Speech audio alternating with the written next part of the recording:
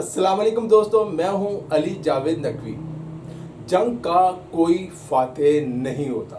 جنگ صرف تباہی و بربادی لاتی ہے، لیکن جب کسی قوم پر جنگ مسلط کر دی جائے تو پھر زندہ قومیں کسی نقصان کی پرواہ نہیں کرتی۔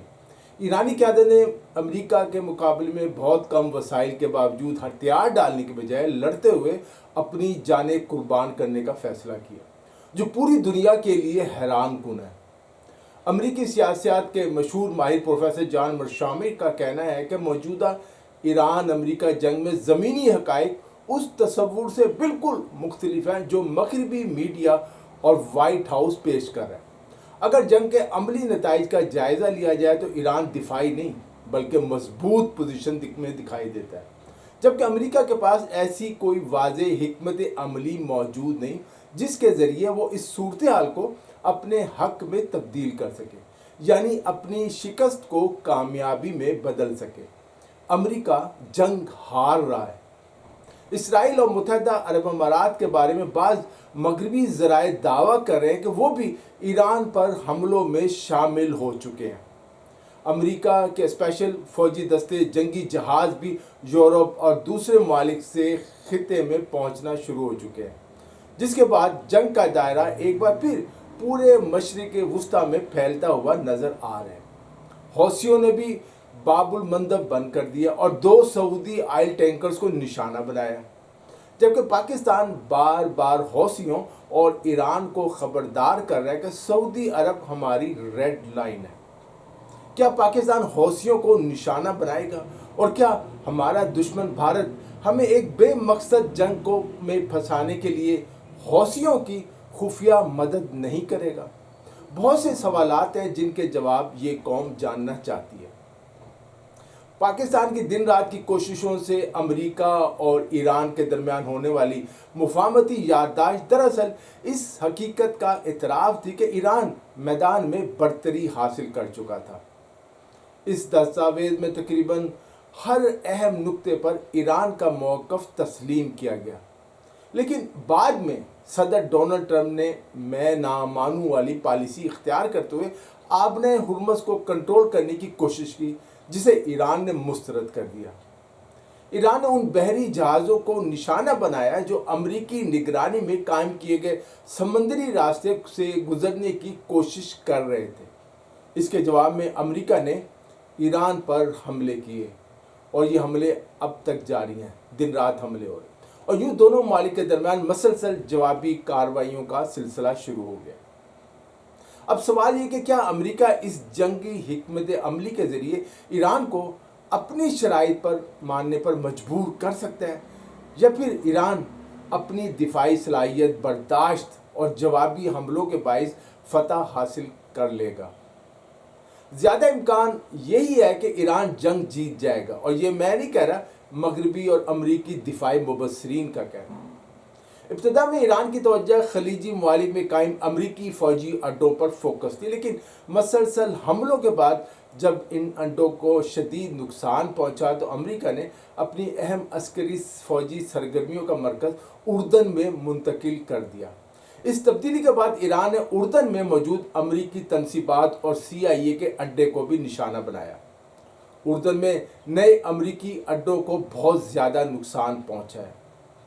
صورتحال اتنی خراب ہو چکی ہے کہ امریکہ کو اپنی مزید فوجی صلاحیت اسرائیل منتقل کرنا پڑ رہی ہے، لیکن اسرائیل بھی اس امکان سے زیادہ خوش نہیں، کہ اسے ڈر ہے کہ امریکی اڈوں کی موجودگی اسے ایرانی میزائلوں اور ڈرون حملوں کا بڑا ہدف بنا دے گی۔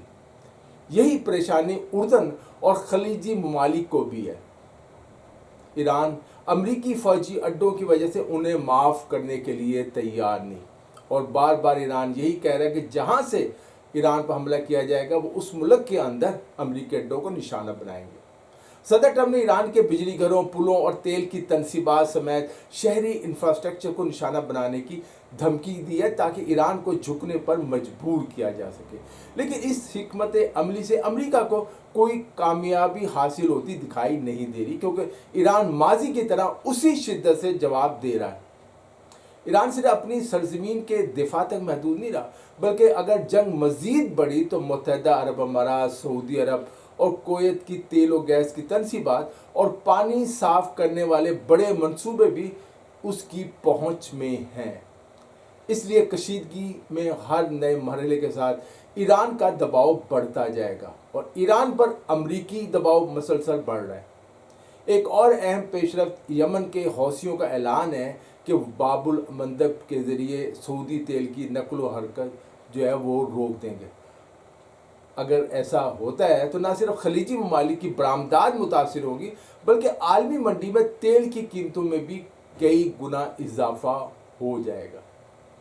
جنگ سے پہلے امریکہ نے خلیجی ریاستوں کے ساتھ مضبوط دفاعی اتحاد قائم کر رکھا تھا، لیکن حالیہ حملوں نے ثابت کر دیا کہ ایران کے میزائل اور ڈرون نہ صرف امریکی فوجی اڈوں کو نقصان پہنچا سکتے ہیں بلکہ پورے اتحاد کو بھی کمزور کر سکتے ہیں۔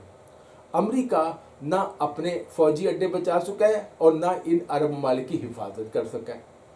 مستقبل میں خلیجی ممالک ایران کے ساتھ کشیدگی کم کرنے اور کسی نہ کسی مفاہمت کی راہ اختیار کرنے کی کوشش کریں گے، کیونکہ مسلسل جنگ ان کی معیشت، سیاحت اور سلامتی سب کے لیے نقصان دہ ہے۔